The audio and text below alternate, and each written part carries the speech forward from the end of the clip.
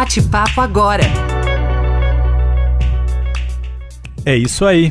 O Bate-Papo Agora está de volta com a segunda parte do episódio sobre racismo estrutural e educação. Eu sou o Leandro Machado e continuo conversando com o AD Júnior, comunicador, ativista, empresário, influenciador digital, e também com a Aline, que é educadora, é gestora cultural e relações públicas. Na primeira parte desse episódio, a gente falou muito sobre desigualdade na educação em relação a raças. Mas a gente também sabe que a educação salva vidas.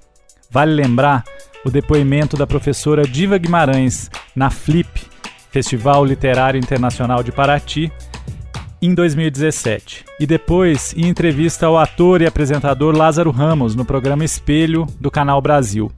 Vamos escutar a professora Diva.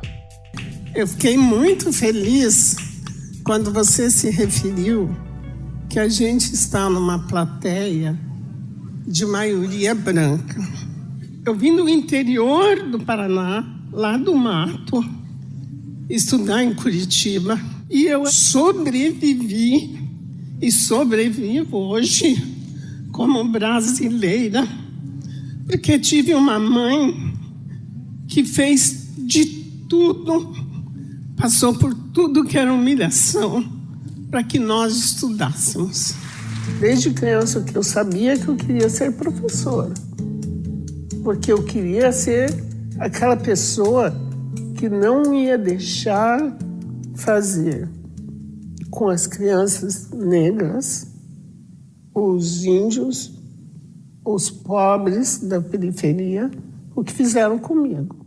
Aline, escutando essa fala inspiradora, essas falas inspiradoras da professora Diva, eu queria começar com você, primeiramente, bem-vinda novamente, e queria saber como que a educação abriu oportunidades para você. Você falou isso um pouquinho no nosso último episódio, eu queria abrir com você falando como que a educação abriu oportunidades para você. Vamos lá. Olá novamente, né? Eu tenho uma mãe que ela é um dos meus maiores exemplos de tudo na vida. Eu não consigo fazer nada se eu não... Mãe, essa roupa tá boa? O cabelo tá bom? Mãe, que curso eu faço? Ela é realmente incrível, porque ela foi muito à frente do tempo dela. A minha mãe, com 7 anos, ela era em Babá, no Recôncavo. Eles moravam já em Cruz das Almas. Na Bahia. E ela tem 8 irmãos... E as mulheres não iam para a escola, todos trabalhavam na roça. Aí à noite, o pouco de comida que tinha, que era um mingau e alguma coisa, primeiro os meninos comiam, depois as meninas. E ela já se indignava muito com isso. Ela falava, mas trabalhei tanto quanto eles. E aí ela começou a ser babá e, por um acaso, a mãe da criança que ela cuidava, ela era professora. Então ela começou a aprender no trabalho a se alfabetizar.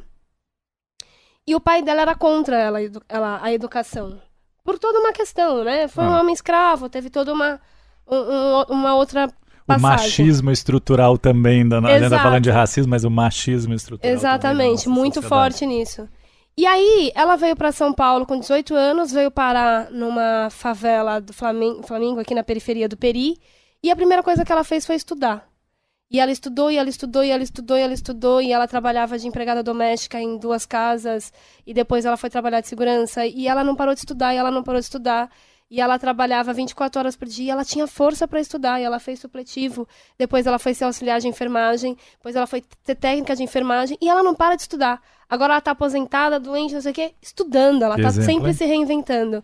Então, essa mulher, ela que me mostrou que educação era o caminho. Eu tenho uma irmã, 2 anos mais velha, a Caliane, e a minha mãe, ela falava assim, olha, eu vou vender o carro. A gente tinha um carro bem simples, que é para pagar a matrícula da faculdade. E depois a gente vai se virar. Vai faltar, e faltou de um tudo, mas vocês não vão para a faculdade. E ela sempre fez isso. E foi com essa base de educação que eu consegui transgredir. E eu passei por alguns atos racistas muito fortes na vida, 2 muito paralisantes, muito fortes, mas o que me fez continuar, falar, não, mas não vai ser agora que vocês vão me parar. E aí foi aí que eu passei numa pós-graduação, e foi aí que eu passei no mestrado, e foi aí que eu continuo me reinventando e tendo forças para estudar, porque é só com isso que a gente consegue ir além. Adê, eu queria te ouvir também Sobre a fala da Dona Diva ainda, que a Aline acabou de comentar, a Dona Diva dizendo que sempre quis fazer diferente do que foi feito com ela, do que ela sofreu. A Aline acabou de contar dos ataques racistas que ela sofreu. O que tem que mudar nas escolas? O que tem que mudar no ensino, na sua visão ali, para a gente diminuir essa questão? Uma coisa que a Aline falou que eu achei muito interessante foi o projeto que vocês fizeram lá, naquele aparelho do Estado, e vocês começaram, teve um concurso de beleza. Isso no episódio anterior, né? No episódio anterior. Que a Aline comentava. E essas meninas todas ganharam uma bolsa. E é muito importante entender isso. E eu sempre vou fazer aquela leitura dos Estados Unidos. Na NBA, todos aqueles jogadores de basquete são formados em universidades. Tem ali o jogador que é o Bambambam, é geógrafo. O outro jogador é economista. É importante entender que esses projetos... eu vou fazer um projeto para pintar. Mas no final eu vou ganhar o quê? Fazer um projeto para poder sambar. No final eu vou ganhar o quê? O que vai ter de perene, impactante na vida dessa pessoa? O que de fato vai mudar a vida dessas pessoas? Onde eu vou trazer elas pro... Gente... E o leque de oportunidades, né? Porque para uma criança branca, e principalmente uma criança branca rica no Brasil, ela pode ser o que ela quiser. Pode. De dançarina, a música, a engenheiro, diplomata e etc. Isso. E não é isso que está incutido na cabeça das crianças negras. Isso. Mesmo porque um branco acaba valendo mais em relação ao que ele tem como capital social e econômico, né? Se de hoje para amanhã eu parar de trabalhar, eu não tenho uma tia-avó que vai deixar uma herança para mim de um terreno lá em Minas Gerais. Eu não tenho um primo que é procurador ou empresário, ou aquela prima que trambicou no banco, deixou o dinheiro, ficou devendo no banco para poder ir para os Estados Unidos contar a história de meritocracia dela, que a gente sabe essa história. De muitos imigrantes que pegam aqui, vão lá, dão um truque no banco, pega todo o dinheiro que podia, vai embora e fica aí 5 anos. Você conhece essa história. Eles adoram contar a história como é que eles foram para os Estados Unidos, mas não conta como é que eles trapacearam o branco. Como que eles compraram a passagem. Como é que eles compraram a passagem trapaceando o banco. Enfim, essa história a gente ouve muito. Então, nosso dinheiro acaba valendo menos porque a gente sempre a gente não tem de onde tirar. E eu já falei com pessoas brancas que falaram comigo assim, real, o nosso dinheiro vale mais do que o dinheiro de vocês. Porque se eu tenho R$500, eu tenho R$500 pra mim. Eu tenho R$500 pra pagar o aluguel, comprar a comida, a passagem... Não só para você, mas geralmente para outros membros da sua família. Você ajuda um irmão, você ajuda um colega, você tá fazendo sempre... Nós negros, quando fala assim, tá reparando historicamente, nós já estamos fazendo a reparação pra gente mesmo. Quando a gente ascende socialmente, quando a gente ascende socialmente, a gente levanta um monte de gente junto, a gente não ascende sozinho. E é uma coisa ancestral nossa, né? É muito ancestral e cultural. Eu não conheço uma pessoa africana, negro, afrodescendente que vem pro Brasil, ou um negro brasileiro que começa a ascender e não puxa alguém. Quando a Angela Davis fala que quando uma mulher negra se mexe, ela mexe toda a estrutura de uma sociedade, é verdade. Em todos os lugares que eu trabalhei, eu já ouvi de chefes meus falando, você vai montar um quilombo no departamento? Eu falei, olha... É uma boa ideia. Eu não tinha pensado nisso e vou começar a engajar melhor esse projeto. Por que isso? Porque, querendo ou não, você tá num momento onde é indicação. Falar, existem vagas de emprego. Mas o desemprego, ele tem duas questões ali, né? Que você tem as questões de pessoas que você tem vagas de emprego de serviço e pessoas não qualificadas, que por isso que você precisa educar essas pessoas. E tem os grandes QIs. Porque... O filho do fulano acabou de se formar em marketing. Não, peraí, põe ele aqui na minha produtora.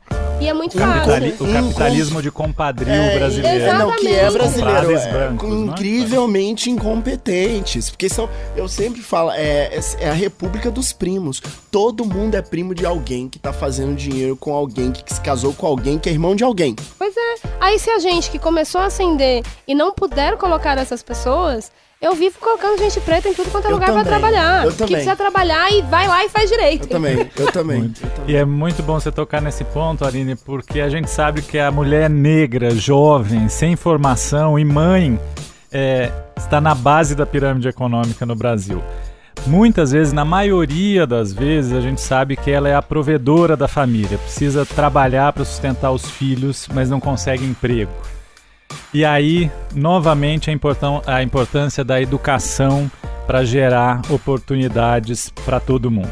E a gente sabe também que há casos de mulheres, por exemplo, que começam a se envolver com o tráfico, com o crime, são presas e aí, obviamente, obrigadas a abandonar os filhos e tudo mais. Como a gente consegue romper com esse círculo vicioso, Aline? Você tem alguma ideia para compartilhar com a gente?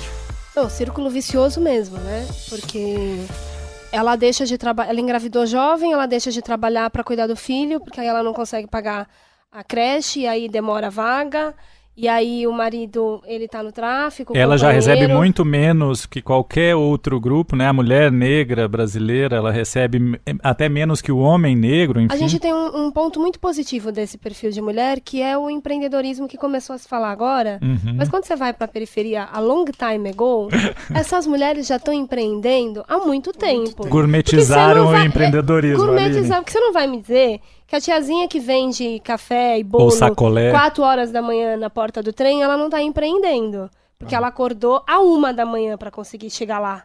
Ela já tá. E ela é mãe de sabe Deus quantos filhos, mora distante, tá na periferia. Entende de fluxo de caixa, de crédito, de débito. Botou filho na escola, alimentou e vestiu todo mundo fazendo isso. Ou a gente tem agora muitos casos de meninas que fazem bijuteria. Eu conheço uma menina que faz bijuteria com caixa de leite. Puta bagulho sensacional. Começou a se organizar e vende na rua, vende na internet. Mãe de 2 filhos, solteira, porque o pai também não deu base para essas crianças. Isso é empreendedorismo há muito tempo. Agora, a gente tem esse outro lado, né? Da carência afetiva. A gente tem o outro lado da falta de educação, que ela vai acabar indo pro lado do companheiro, que na sua grande maioria de vezes ele tem ligação ao tráfico e essa mulher vai junto. E nada resolve isso além da educação. Nada resolve isso além de você dar subsídios. Para quebrar esse círculo. O poder público tem que entrar aqui para fazer ações concretas. A gente está aí num processo de inaugurar delegacias da mulher, mas ela que não pode ser só a parte jurídica. Eu preciso entender o lado social humano. Uma mulher que foi abusada psicologicamente, fisicamente, porque o companheiro foi preso e ela se viu sem nada, o que ela vai fazer? A única coisa que ela sabe fazer é o que o cara faz. É o que ela vê. Se ela não tem um pouquinho de base ou se ela não tem um apoio... Porque as pessoas se ela não teve acesso à educação para conseguir um emprego minimamente para conseguir um emprego minimamente. A gente falou no outro episódio uma coisa de questão de trabalhos, de periferia. Tipo, quem que é a menina que é a caixa do supermercado? É a menina negra? Quem que é a menina que tá na caixa da lotérica? Quem é o perfil de pessoas que vão trabalhar... E é serviço simples que a gente tá falando. Vai trabalhar numa churrascaria. Você já viu preto trabalhando em churrascaria? Não existe. É muito difícil. Por quê? Porque tem uma questão do sul, gaúcho, a estética precisa ser... Porque preto não sabe fazer churrasco. Tem uma questão...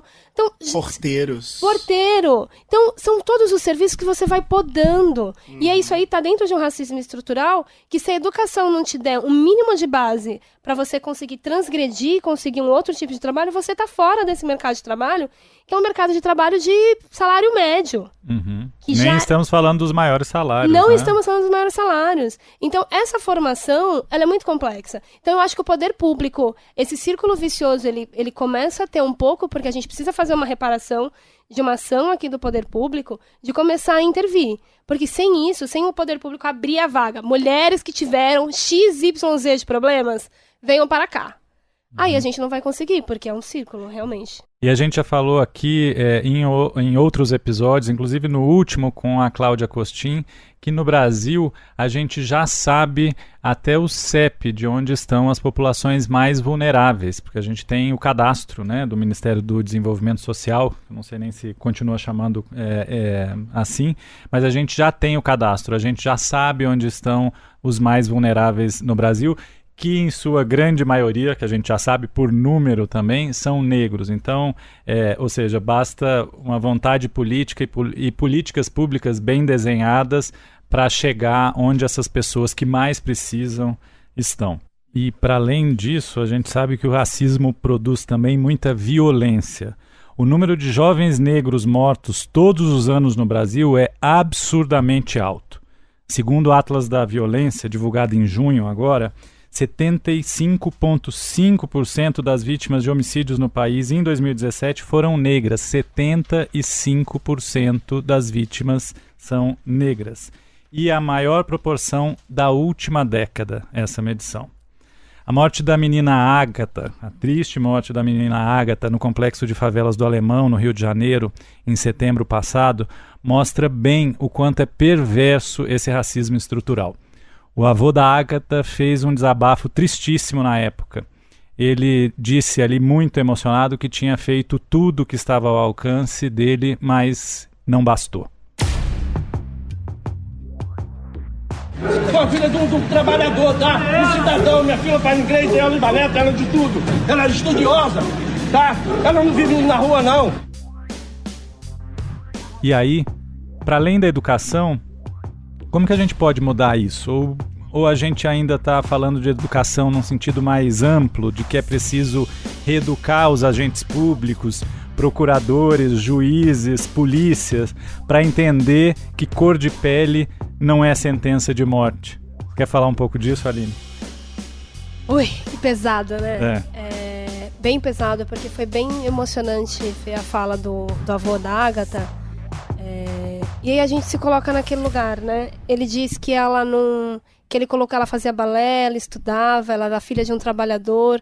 Significa que eles estavam dando todos os subsídios ali para ela conseguir transgredir o subúrbio. Para ela conseguir entrar na universidade, trabalhar e ser alguém. Quebrar essa sina das meninas negras que a gente no Brasil. Falou. Uhum. Eu não sei se eu citei aqui, sei lá, acho que talvez a gente falou da Raquel Maia. É uma CEO, é uma mulher negra de pele retinta. Se ela estiver andando no Complexo do Alemão ou em qualquer outro lugar e tiver uma parada dessa, ela vai levar um tiro também. Como eu, que sou retinta, e o AD também, que é preto. Continuamos com esse X na testa. Mas a polícia, ela tem a gente está com... Tanto em qualquer estado, São Paulo, Rio de Janeiro, principalmente no Rio de Janeiro, mas aqui também a gente tem uma formação muito... Antes, para o cara sair policial, ele tinha que fazer um curso de 24 meses. Ele passava por vários processos, tanto psicológicos como os técnicos, para o cara conseguir sair na rua segurando uma arma. Hoje isso mudou para 8 meses, reduziu aí, então ficou um pouco mais complexo, menos da metade. E o que será que eles estão ensinando para esse cara? Que existe um padrão, né, de bandido. Nas periferias de funk aqui de São Paulo, os meninos eles são parados na rua porque eles estão com uma calça ciclone, um boné de aba reta e uma jaqueta. Então, tem um target ali para eles serem parados. Não importa se ele só gosta daquele tipo de roupa, se é porque é a roupa que patrocina ele, o funk dele. Ou se era a única roupa que ele tinha para sair de casa. Ou se era a única roupa que ele tinha para sair de casa. Ele virou um alvo, ele vai ser parado por conta daquela característica. Então, ele tem a pele, ele tem a vestimenta. Então, o que será que a gente está passando para essa polícia? A gente já passou mais do limite de conseguir fazer uma reformulação e entender o que é isso. A gente está num processo muito complexo, eu não consigo nem identificar aqui. A gente para tudo e começa de novo. Porque o Rio de Janeiro, principalmente, está num processo de extermínio muito claro. As impressões e o que tem se falado ali, um governador que comemora a morte, é complexo e dolorido demais falar isso, né? E é importante, desculpa te interromper, sobre agentes públicos. Você falou sobre polícia, eu gostaria de falar agentes públicos e falar sobre a eugenização desses seres, né? Se ele como juiz... Se ele, como governador, falar isso, ele, como juiz, aplicaria qual tipo de sentença?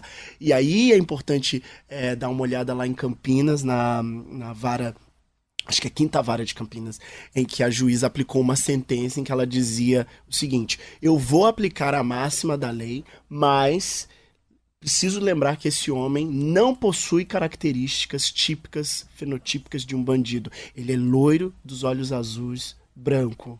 Ela reconhece isso na sentença. Ela está aplicando a teoria do Cesare Lombroso, que foi o pai da criminologia, que a gente tanto fala aí, que existe bandido nato, que existe gente que nasce com cara de bandido. E isso é aplicado também no treinamento aí, de muita gente aí. Eu não tô falando da polícia, mas de muita gente aí. De muita gente aí. Esse olhar treinado para reconhecer quem é o bandido. Então, eu acho que eu sou um homem negro e hoje não me considero... eu acho que eu não posso falar que eu sou um homem negro pobre. Né? Os lugares que eu frequento, por renda também, por... Gente, nível de escolaridade. Teve ascensão. Gente, eu conheço outras pessoas negras que estão na mesma situação e eu ouço relatos absurdos. Um negro de classe média ou de classe média alta, ele vai passar por outras discriminações. Eu dou o exemplo do caso do neguinho da Beija-Flor, que voltou a morar no subúrbio, porque ele morou durante, acho que 27 anos na zona sul do Rio de Janeiro, e ele voltou porque ele disse que no tempo todo que ele morava no prédio, nenhum vizinho falava oi com ele. Apesar dele ser o neguinho da Beija-Flor. O neguinho da Beija-Flor. Super Entende como alguns casos, por exemplo, de um amigo meu que ele é cantor, ele tava no carro, entrou numa operadora num aplicativo e o motorista do aplicativo jogou o carro pra cima do polícia e falou, pelo amor de Deus, tira esse homem daqui, tem vídeo, tira esse homem daqui porque eu não estou levando fé, essa pessoa quer me assaltar. Pelo fato dele ser Pelo negro. fato dele ser negro. E ele ainda falou assim, mas o que eu fiz? Ele falou, o que eu fiz pra você? Ele falou, um negão desse tamanho. Você acha? Oh, Deus. Um negão desse tamanho. Então, o preconceito tá no olhar de quem constrói essa narrativa. Quem tá construindo esse olhar? Como é que a educação propõe novos modelos de entendimento de uma sociedade que deseja se desconstruir no racismo, e é por isso que eu sempre volto na tecla, quem é que está educando a elite do Brasil, quem é que está educando as pessoas que estão com papel na mão para poder assinar uma lei, quem é que está educando eles. Eu acho que o grande X é exatamente esse, é reeducar essa sociedade que está na elite. Mas eu queria falar também um pouco sobre o que a gente ouviu e viu do escritor Laurentino Gomes, que lançou recentemente o livro Escravidão. Há alguns dias atrás, ele deu uma entrevista ao programa Roda Viva da TV Cultura e falou de questões muito importantes. Eu queria que a gente ouvisse aqui um trecho antes de seguir para a próxima pergunta. Então, nós nunca seremos realmente um país decente enquanto a imensa maioria da população brasileira não puder se expressar. Nós nunca vamos fazer pesquisa, não fazer prêmio Nobel. O Brasil é um dos países mais desiguais do mundo e desigualdade no Brasil é sinônimo de legado à escravidão.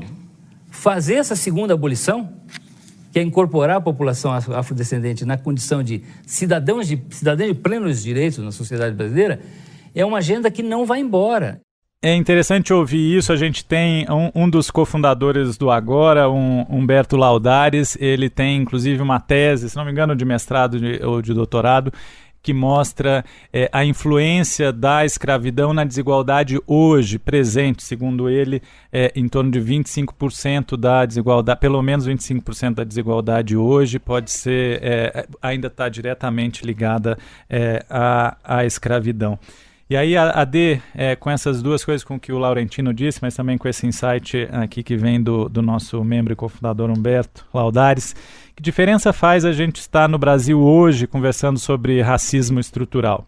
Até bem pouco tempo, muita gente dizia, aliás, até muito pouco tempo mesmo, algumas pessoas ainda diziam que não existe racismo no Brasil. Talvez muitas pessoas ainda pensem assim. O quanto falar sobre racismo, sobre isso, e principalmente ouvir os negros, muda a nossa sociedade e muda também a percepção do branco sobre esse racismo institucionalizado. Você falava há pouco justamente sobre essa visão do branco e o racismo ser um problema do branco, né? Queria te ouvir um pouco mais sobre isso, Adê. A primeira coisa que eu acho que para poder entender racismo estrutural sobre ouvir o que o negro tem a dizer é a citação do Laurentino Gomes, que é um homem branco que devia estar falando sobre as questões da branquitude em relação ao racismo. Se você quer ouvir sobre racismo, deixa a gente contar a nossa história. Ele que conta a história dos homens brancos e como esses homens brancos perpetuaram o racismo durante muito tempo. É como se eu, como homem negro, começasse agora a escrever a história dos judeus e reescrever livros e fazer sucesso no Brasil, contando a história de um povo numa história que eu não tenho nada a ver com isso. Se eu fui o alemão que matei esse judeu e que coloquei eles na câmara de gás. Eu que descendo deles agora tenho a última palavra para falar sobre alguma coisa? Eu sempre me pergunto sobre isso quando um homem branco está reescrevendo a minha história ganhando muito dinheiro com isso. Com a melhor das intenções. Eu continuo sendo o youtuber negro que fala sobre racismo estrutural há anos e ninguém nunca me convidou para escrever um livro. Agora, viram pra mim e falam que meu conteúdo é incrível. Eu não recebi não sei quantos milhões pra escrever 3, 4, 5 livros nos próximos anos. Veja aí a resposta sobre racismo estrutural e sobre quem é que tem a última voz pra falar sobre isso. Nós nunca fomos considerados seres humanos nesse país. Nós sempre éramos considerados como objeto animal ou ser semovente que pode ser hipotecado à casa, como dizia lá na Constituição de 1824. E depois, em 1858, a gente reforça isso.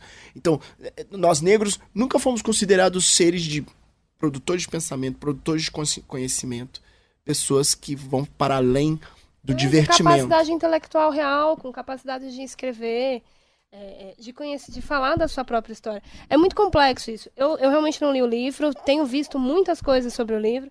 Eu acho que provavelmente deve ser... Achou a mina do mapa da... Mas é que virou moda, né?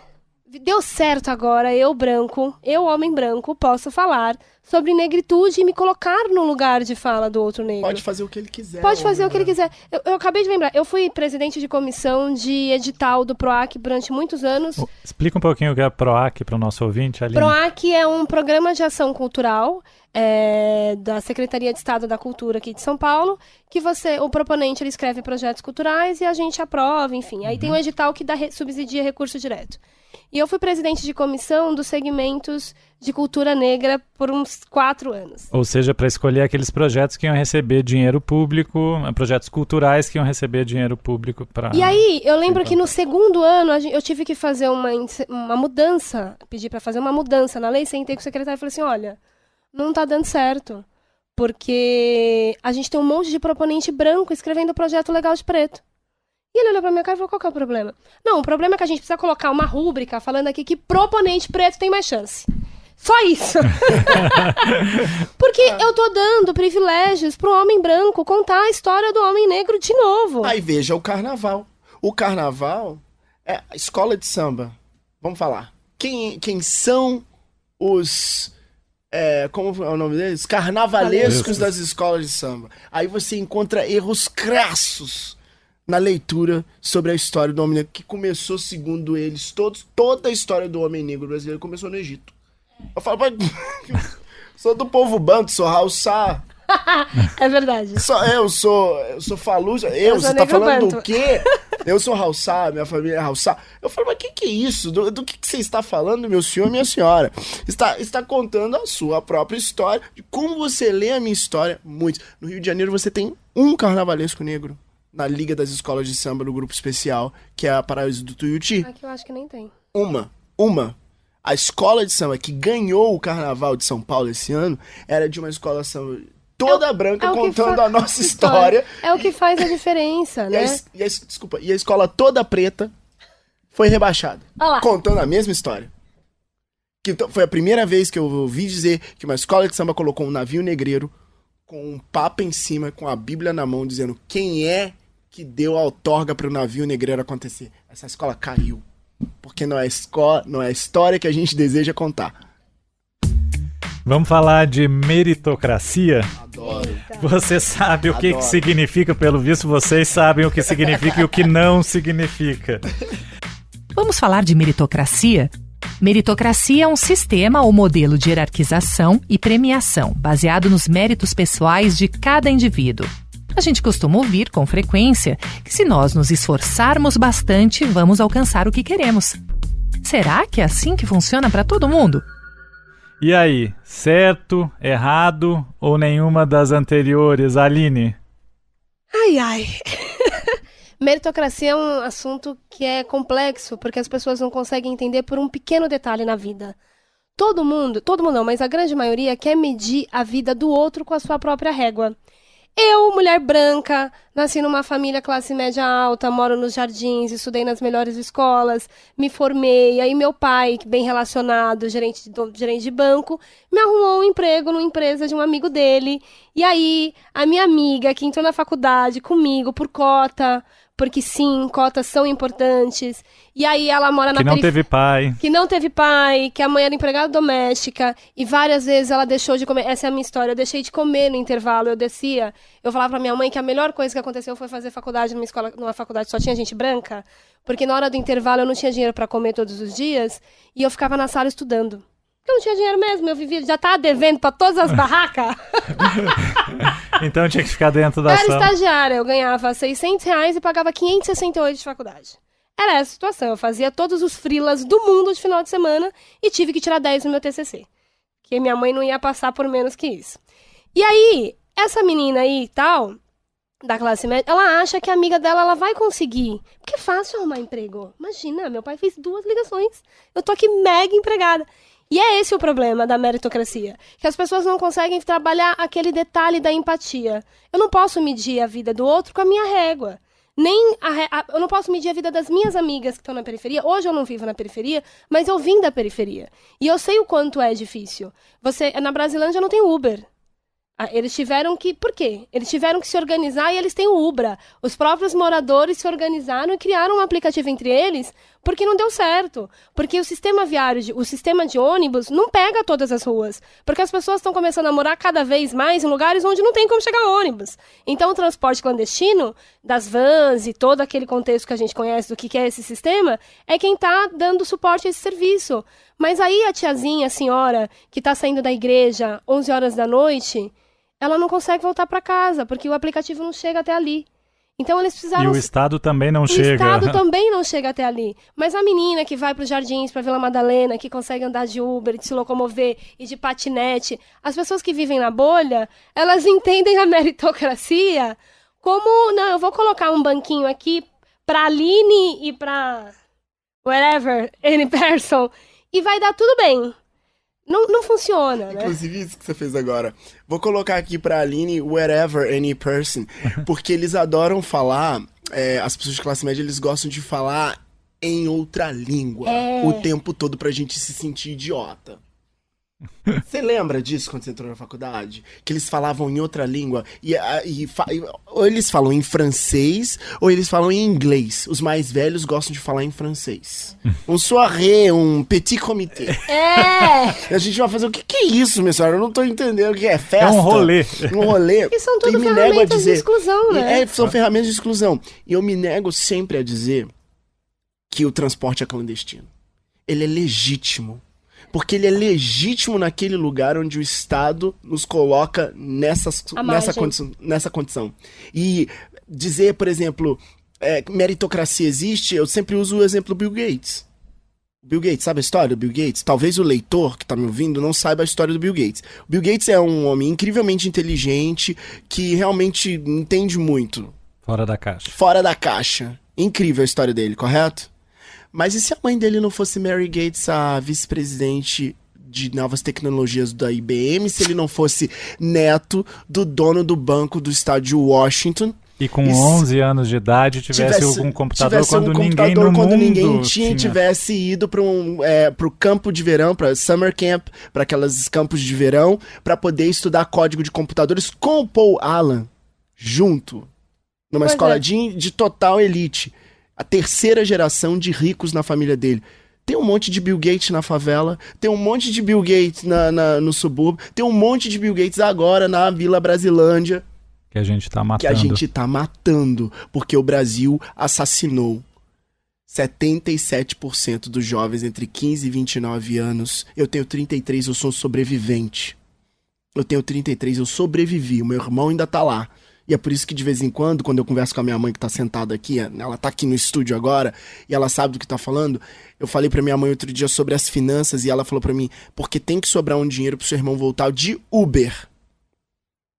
Que ela quer que ele volte vivo, que ele ainda tá nessa estatística. Essa é a realidade dos nossos corpos, é a realidade que a gente vive. Entende? Meritocracia é isso. Meritocracia é entender que os nossos corpos estão o tempo todo tentando combater a falácia da branquitude, que é importante falar, da branquitude brasileira, que não reflete as suas ações sobre os nossos corpos. E as ações sobre os nossos corpos são maléficas e nos matam todos os dias. A cada 23 minutos morre uma pessoa negra nesse Brasil por várias questões, seja por ser gay, seja por violência doméstica, seja por levar um tiro da polícia. Enfim, nós estamos morrendo enquanto a gente conversa aqui. Já morreram 5, 6 pessoas enquanto a gente está conversando assim. Os nossos estão morrendo para a gente poder aqui estar contando essa história de realidade, porque a gente conhece as pessoas que estão morrendo de verdade. Quantas você conhece que já morreram esse ano, quantas que eu já conheço.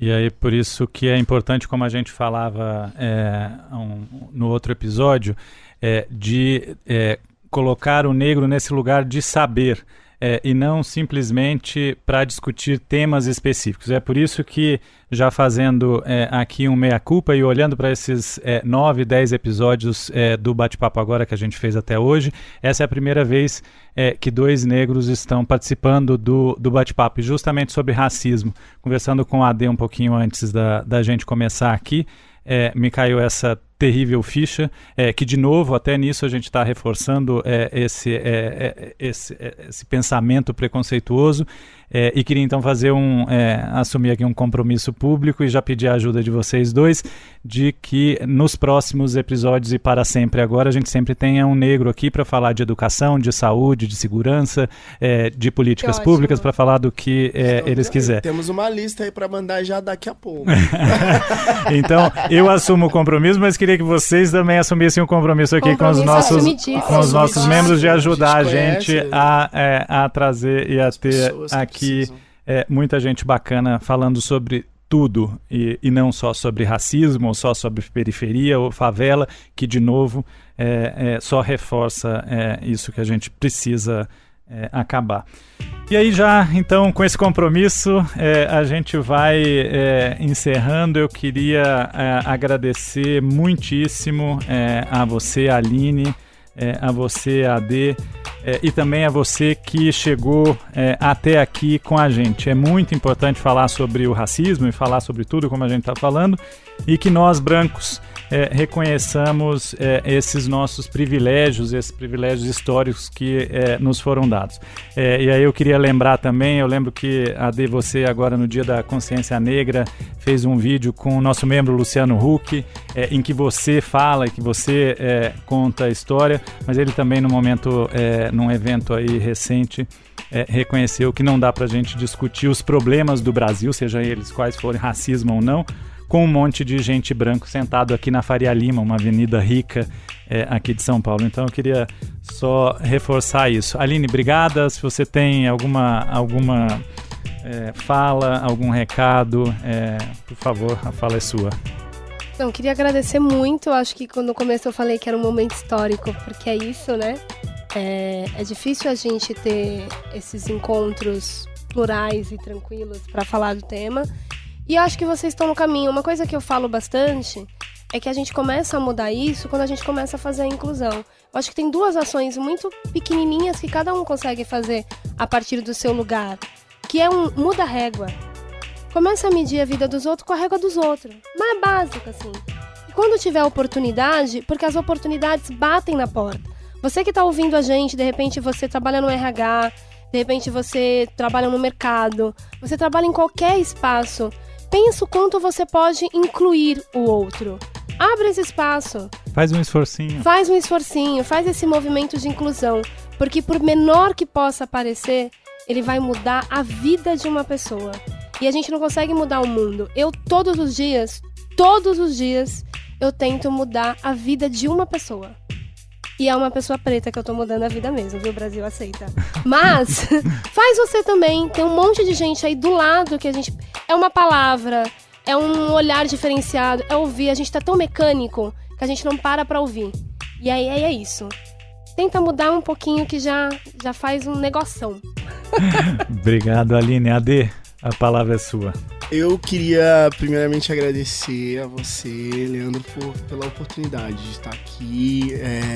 Eu acho que a conversa foi incrivelmente produtiva. A Aline por conhecer, a equipe toda, tão incrível. Esteve aqui conosco. A minha mãe, que tá aqui também. Gente, a minha mãe tá aqui também. Vocês vão ver os vídeos produzidos por ela daqui a pouquinho nas redes do AD. E queria fazer uma chamada, né, para as pessoas para entenderem que a discussão racial é de todos nós, mas o protagonismo é nosso. Dos negros. A gente precisa contar a nossa história. Todos são bem-vindos, na verdade. Eu jamais vou fazer vídeos para falar sobre a problemática dos palestinos e árabes ou escrever sobre isso, porque não é meu lugar. Mas é o meu lugar de poder entender que há dois lados na história, que a gente precisa entender, que a gente precisa refletir sobre quem sofre com os problemas naquele lugar. Então é a mesma coisa, só fazer uma reflexão direta, concisa, racional e sincera. Generosa, que tem empatia, né? E é isso, gente. Eu falo assim mesmo. A minha voz é assim, muito... que eu tô aqui. O pessoal tem que falar mais alto. É o meu jeito mesmo de falar, mas eu tô feliz. Obrigado por ter me dado esse lugar de fala aqui. E vamos continuar caminhando junto, viu? Muito obrigado vocês, muito obrigado de novo a Aline e a AD. Muito obrigado a você, nosso ouvinte, nosso membro do Agora. E se você ainda não é membro e quer se tornar membro do Agora, vai lá no nosso site, cria o seu cadastro, é bem rápido, agoramovimento.com/participe. Com isso, você vai receber o próximo episódio, por exemplo, do nosso podcast antes de todo mundo e também vai ter acesso a vários outros conteúdos exclusivos para membros. Para encontrar mais informações sobre o Movimento Agora, além do site, nós também estamos, como você sabe, em redes sociais como o Facebook, o Twitter, Instagram e até no LinkedIn. Gente, é isso. Até a próxima. Tchau! Bate-papo Agora.